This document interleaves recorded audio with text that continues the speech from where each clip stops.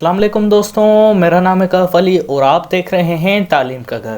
دوستوں، اس بات سے تو آپ سبھی واقف ہوں گے کہ دنیا کے پہلے کچھ سال بہت ہی بھیانک اور دردناک گزرے تھے، جیسے کہ ورلڈ وار 1 اور پھر ورلڈ وار 2، یا اگر بات کریں ایڈولف ہٹلر کے دور کے بارے میں تو خون کی ندیاں اور لاشوں کے تالاب پائے جاتے تھے۔ یو این او کی بناوٹ سے پہلے دی لیگ آف نیشن ایک انٹر گورنمنٹل آرگنائزیشن بنائی گئی تھی ٹریٹی آف ورسلیز کی شکل میں 1919 یا 1920 کے درمیان میں، جس کو یونائٹڈ نیشن آف آرگنائزیشن کا بڑا بھائی بھی جانا جاتا ہے۔ اس آرگنائزیشن کا اصل مقصد دنیائی جنگوں کو روکنا تھا، پر 1933 میں یہ آرگنائزیشن ہٹلر کو کنونس کرنے میں ناکامیاب رہی، اور اس آرگنائزیشن کی ناکامیابی کی وجہ سے ہٹلر نے دوسری عظیم جنگ لگا دی اور پوری دنیا کا امن کا نظام درہم برہم کر دیا۔ اور پھر ہوا یوں کہ بہت سارے ملکوں نے دنیا کے امن کے نظام کو بہتر کرنے کے لیے ایک ورلڈ آرگنائزیشن بنائی، جس کو ہم سب United nation of organization you N او کے نام سے جانتے ہیں۔ یہ آرگنائزیشن بہت سے ملکوں کی محنت کا نتیجہ ہے، اور جس میں سب ملکوں نے یہ عزم لیا تھا کہ ہم سب دنیا میں امن، تعاون، سماجی، سیاسی، معاشی اور انسانی حقوق کو عزت دینے کا ایک دنیائی نظام قائم کریں گے، اور جس بات پہ دنیا کے بہت سے ملکوں نے اپنا راضینامہ دیا، اور آخر کار 24 اکتوبر 1945 کو ورلڈ آرگنائزیشن یعنی یو این او وجود میں آئی۔ اور ہر سال 24 اکتوبر کو دنیا میں یونائٹڈ نیشن ڈے سیلیبریٹ کیا جاتا ہے۔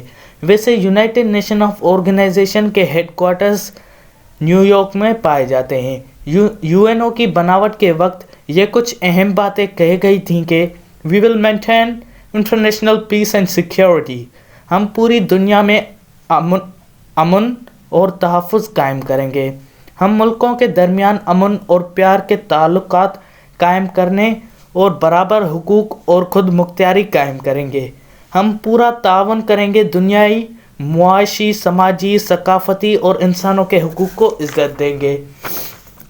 اور دوستوں، مرکز ہوگا جو کہ ساری ریاستوں کو ایک ساتھ لے چلے گا۔ ویسے یونائٹڈ نیشنز کی 5 آفیشیل لینگویجز لی گئی تھی جب یونائٹڈ نیشن کی تعمیر ہو رہی تھی، تو جس میں چائنیز، انگلش، فرینچ، رشین اور اسپینش تھی، پر کچھ عرصے کے بعد 1973 میں عربک نے بھی حصہ لے لیا تھا۔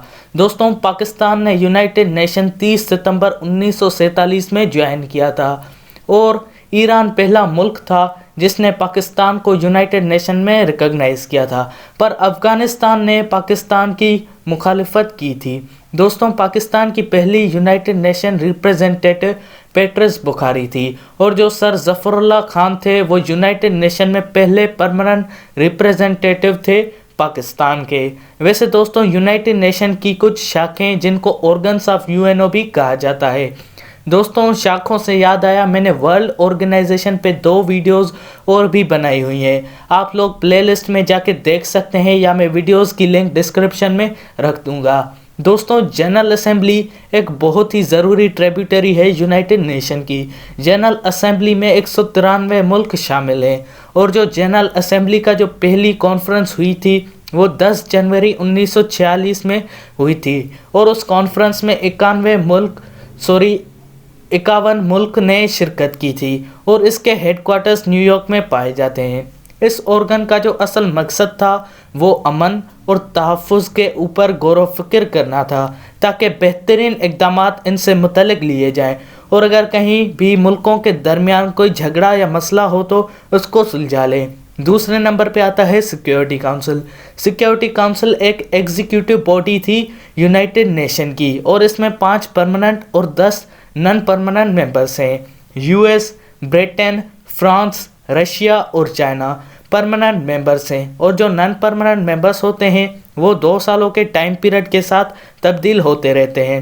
اور سیکیورٹی کونسل کے پرماننٹ ممبرس کو ایک اسپیشل پاور دیا گیا ہے جس کو دنیا میں ویٹو پاور کے نام سے جانا جاتا ہے، اور اس پاور کا استعمال مسئلوں کو جاننا اور امن کو قائم کرنا اور جنگوں کی صورتحال کو امن میں تبدیل کرنا ہے۔ تیسرے نمبر پہ آتا ہے اکنامک اینڈ سوشل کونسل۔ اس میں ٹوٹل 54 मेंबर्स यूनाइटेड नेशन के 3 साल के लिए जनरल असेंबली सेलेक्ट करती है। इसके हेडक्वार्टर्स न्यूयॉर्क में पाए जाते हैं और ये यकीन दहानी करते हैं इस बात की कि ये आज़ादी, इंसानी हुकूक और हर रियासत को आज़ादी की सलाहियत मुहैया करेंगे। चौथे नंबर पे आता है ट्रस्टशिप काउंसिल। दोस्तों ये ऑर्गन 1994 से आज तक सस्पेंड हुआ है। वैसे इसके टोटल 14 मेंबर्स से 7 एडमिनिस्ट्रेटिंग और 7 नॉन एडमिनिस्ट्रेटिंग हैं और इसके हेडक्वार्टर्स भी न्यूयॉर्क में पाए जाते हैं। दोस्तों ट्रस्टशिप काउंसिल का असल मकसद तालीम, समाज, सियासत और मुल्कों की तरक्की की तामीर में मदद करना है। 5वें नंबर पे आता है ICJ, international court of justice. दोस्तों ये अदालत 15 जजों पे मुश्तमिल है और ये सब जज जनरल असेंबली और सिक्योरिटी काउंसिल ने चुन के उनको ये ओहदा नवाजा है 9 सालों के लिए और ICJ के हेडक्वार्टर्स हेग्यू में पाए जाते हैं। इनका काम यूनाइटेड नेशन के दूसरे अदारों को कानूनी सलाह देना होता है और अगर किन 2 मुल्कों को एक दूसरे से तकल्लुफ़ होता है तो वो यहाँ केस फाइल करते हैं और ये सब उन्हें सही फैसला सुनाते हैं। छठा और आखिरी नंबर पे आता है यूनाइटेड नेशन सेक्रेटरीट। सेक्रेटरीट में सेक्रेटरी जनरल और इंटरनेशनल स्टाफ होता है जो कि जनरल असेंबली के सलाह मशवरे को सुन के रखे जाते हैं। 5 सालों के टाइम पीरियड के लिए सेक्रेटरीट के हेडक्वार्टर्स न्यूयॉर्क में पाए जाते हैं। तो दोस्तों ये थी कुछ यूनाइटेड नेशन की कहानी। तो मैं उम्मीद करता हूँ कि आपको ये वीडियो बहुत ही इन्फॉर्मेटिव लगी होगी और अगर इन्फॉर्मेटिव के साथ साथ अच्छी भी लगी तो सब्सक्राइब करना मत भूलिएगा हमारे चैनल तालीम के घर को।